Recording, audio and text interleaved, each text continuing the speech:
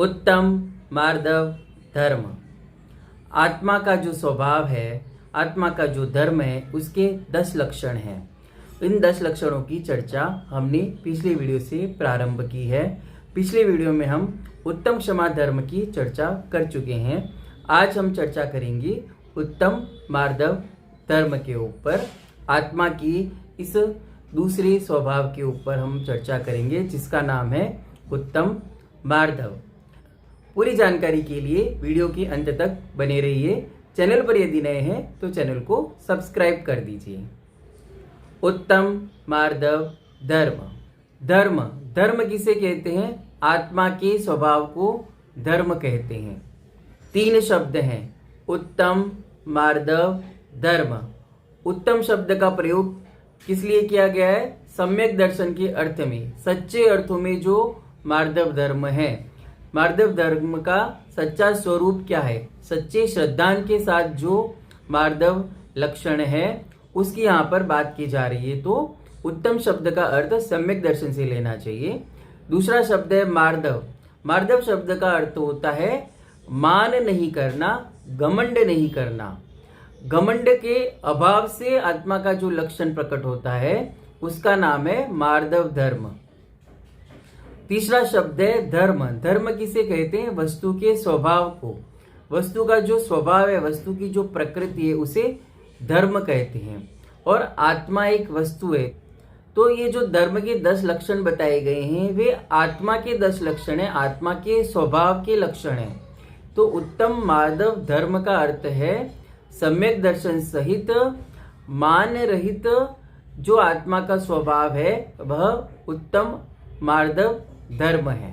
4 प्रकार की कषाय होती है, क्रोध, मान, माया, लोभ। पहले वीडियो में हमने उत्तम क्षमा धर्म के बारे में जाना। तो पहली कषाय है क्रोध कषाय। तो क्रोध कषाय को शांत करने के लिए उत्तम क्षमा धर्म धारण किया जाता है।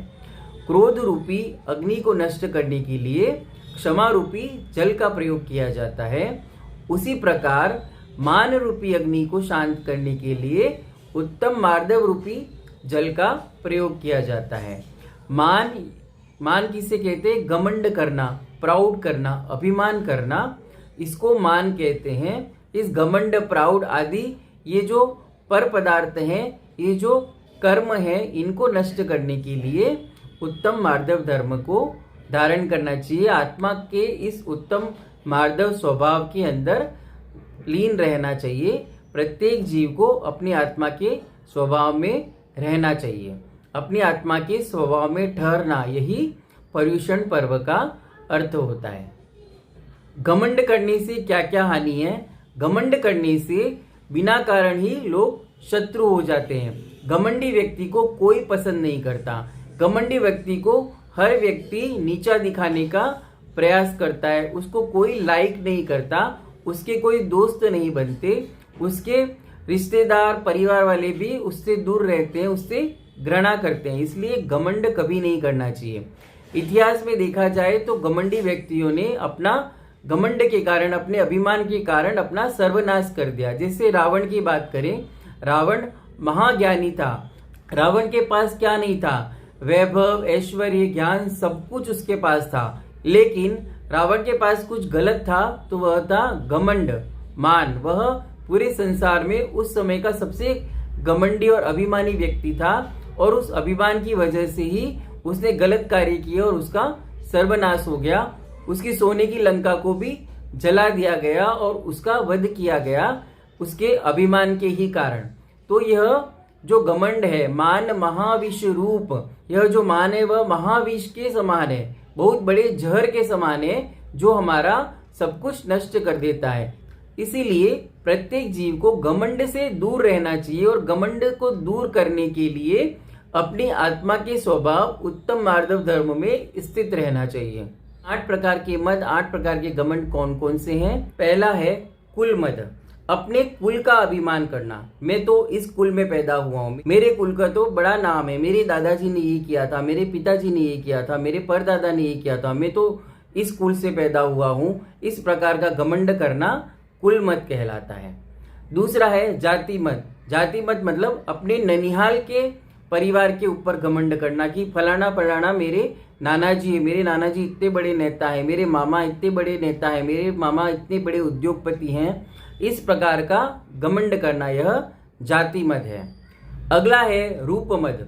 रूप मद में क्या होता है, कुछ लोग अपने शरीर के आकर्षण के ऊपर घमंड करते हैं, उसे रूप मद कहा जाता है। लेकिन यह रूप हमेशा के लिए टिकने वाला नहीं है, वह तो पुण्य के प्रभाव से, कर्मों के उदय से प्राप्त हुआ है और कुछ ही वर्षों में वह नष्ट हो जाने वाला है, वह तो आग में जल जाने वाला है। जैसे ही मृत्यु होगी उस रूप का कोई मोल नहीं है, इस शरीर को ले जाकर अग्नि में स्वाहा कर दिया जाता है, तो यह रूप बिल्कुल नहीं बचता। और उसके पहले तो बुढ़ापा भी आता है, बुढ़ापे में भी शरीर की चमड़ी के ऊपर झुर्रियां आ जाती है, कम दिखाई देता है, तो यह रूप टिकता नहीं है, यह रूप कुछ ही समय के लिए प्राप्त हुआ है, तो उससे क्या घमंड करना। और यह भी विचार करना चाहिए कि पास्ट में, भूतकाल में अनेक रूपवान लोग हो चुके हैं और वे अपने रूप पे बहुत घमंड कर चुके हैं, तो वे कहाँ गए, उनका रूप कहाँ है, आज उनका नामो निशान नहीं है, वे मिट्टी में मिल चुके हैं और भविष्य में हमारा भी यही हाल होना है। इसलिए इस शरीर के रूप का क्या घमंड करना। इस आत्मा ने अनेक बार रूपवान शरीर और कुरूपवान शरीर को प्राप्त किया है और आगे भी करते रहेंगे जब तक मोक्ष नहीं प्राप्त होगा, तो इस ऐसे रूप के ऊपर क्या घमंड करना। चौथा है ज्ञान मद। कुछ लोग ज्ञानी हो जाते हैं, कुछ किताबें पढ़ लेते हैं और अपने आप को बहुत बड़ा ज्ञाता समझते हैं और अन्य लोगों को अपने से नीचा देखते हैं, अपने ज्ञान पर बहुत घमंड करते हैं, मुझे इतना ज्ञान है, मुझे ये आता है, वो आता है। आने वाले 5-10 सालों के अंदर ये जो आर्टिफिशियल इंटेलिजेंस का बोलबाला पूरी तरह से व्याप्त होने वाला है, उस समय किसी के ज्ञान की कोई वैल्यू नहीं रहने वाली। अभी चैट जीपीटी को पूछो, तुरंत सेकंड्स में वो सब कुछ बता देता है, तो किसी को ज्ञानी को, किसी के पास ज्ञान है तो उसे कोई पूछने वाला नहीं है, क्योंकि सब कुछ इंटरनेट पर अवेलेबल है। तो ज्ञान के ऊपर क्या घमंड करना। और हमको कितना ही ज्ञान प्राप्त है, हमने कुछ किताबें पढ़ ली, जो हमने देखा उसका थोड़ा बहुत हमको ज्ञान है। हमारे जो अरिहंत भगवान थे उनको केवल ज्ञान प्राप्त था, फिर भी उन्होंने कोई घमंड नहीं किया। केवल ज्ञान किसे कहते हैं, संपूर्ण सृष्टि में जो कुछ भी है उसको एक साथ जानना। इस संसार में कुछ भी ऐसा बाकी नहीं जिनका ज्ञान अरिहंत भगवान को, केवली भगवान को नहीं हो, लेकिन फिर भी उन्होंने कुछ लेश मात्र भी घमंड नहीं किया। तो हम किस बात का घमंड करें, हमको कौन सा ऐसा ज्ञान प्राप्त हो गया है। अगला मद है धन मद। कुछ लोग धनाढ्य हो जाते हैं, इस वाली कैटेगरी में सबसे अधिक घमंड किया जाता है, धन का बहुत अधिक अभिमान किया जाता है।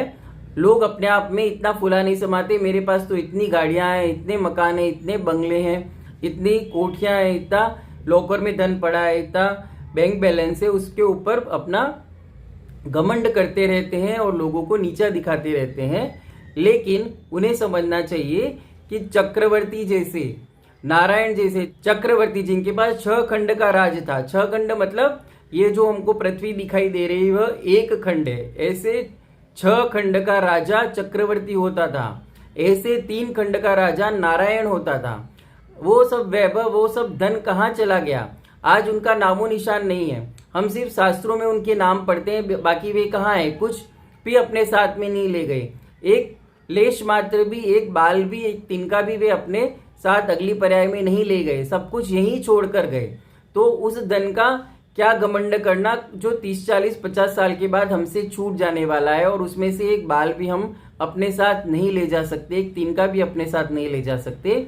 ऐसे धन का क्या घमंड करना, इसलिए धन का मद भी नहीं करना चाहिए। अगला मद है बल मद।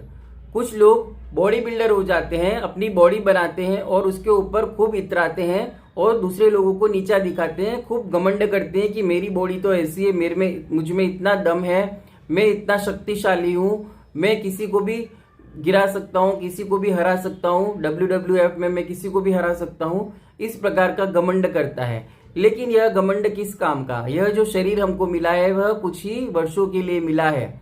वर्तमान में हम कितना ही जी लेते हैं, 70, 80, 90, अधिक से अधिक 100 वर्ष से अधिक कोई मनुष्य नहीं जी पाता है। तो आपका यह जो बल है वह कितने ही वर्षों तक रहने वाला है। आपने 20 से 25 वर्ष की उम्र में बॉडी बनाई है, वह बॉडी कितने साल तक रहने वाली है, 30, 40, 50 साल से अधिक वह बल नहीं रहने वाला, वह बल भी नष्ट हो जाने वाला है। और हमसे पहले कितने ही बलवान इतिहास में हो चुके हैं वे अभी कहाँ हैं, उनका नामो निशान भी नहीं रहा और उनका बल नष्ट हो चुका है और उस बल के अभिमान से उनको कुछ प्राप्त नहीं हुआ।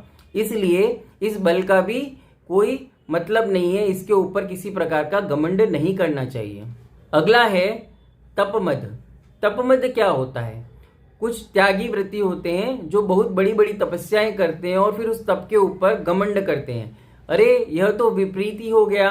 तपस्या क्यों की जाती है? अपने कर्मों की निर्जरा करने के लिए। और जैसे जैसे आदमी तपता है, व्यक्ति तपता है, यह आत्मा तपती है, तो उसमें विनय गुण आना चाहिए, विनम्रता आनी चाहिए। लेकिन कुछ लोग उल्टा अपने तप के ऊपर घमंड करते रहते हैं। कुछ लोग उपवास करते हैं, 10 उपवास किए तो मेरे लिए यह करो वह करो, मेरे नाम से पत्रिका छपवाओ, जीवन रखो, इस टाइप का प्रोग्राम रखो, इस प्रकार का घमंड करते हैं। लेकिन उससे क्या लाभ होने वाला है? आपने जो तपस्या करी है वह आत्म कल्याण के लिए की है, तो उस आत्म कल्याण को ध्यान में रखना चाहिए और विनय गुण को धारण करना चाहिए और मार्दव धर्म को धारण करना चाहिए और तप का मद नहीं करना चाहिए, नहीं तो तप करने का कोई लाभ नहीं है।